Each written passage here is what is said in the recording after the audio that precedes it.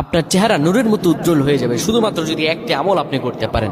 অজু করার সময় পানি যখন আপনার চেহারায় দিবেন, আপনার চেহারায় পানি দেওয়ার সময় শুধুমাত্র একটি দোয়া আপনি পড়বেন, আপনার চেহারা থেকে মেস্তা, ব্রণ এবং চেহারার বিভিন্ন রকম কালো দূর হয়ে যাবে এবং চেহারার সৌন্দর্য এবং লাবণ্য ফুটে উঠবে এবং চেহারায় যেন নূর চলে আসবে ইনশাআল্লাহ।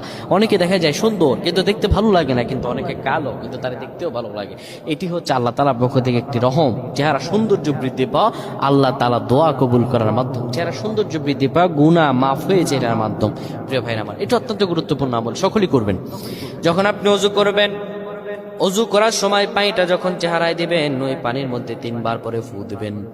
আল্লাহু নূরুস সামাওয়াতি ওয়াল আরদ আল্লাহুম্মা ইগফিরলি, আল্লাহু নূরুস সামাওয়াতি ওয়াল আরদ আল্লাহুম্মা ইগফিরলি। এই দোয়াটি 3 বার পরে সেই পানির মধ্যে ফু দিয়ে পানিটা চেহারার মধ্যে লাগাবেন। আমার আল্লাহ আপনার চেহারা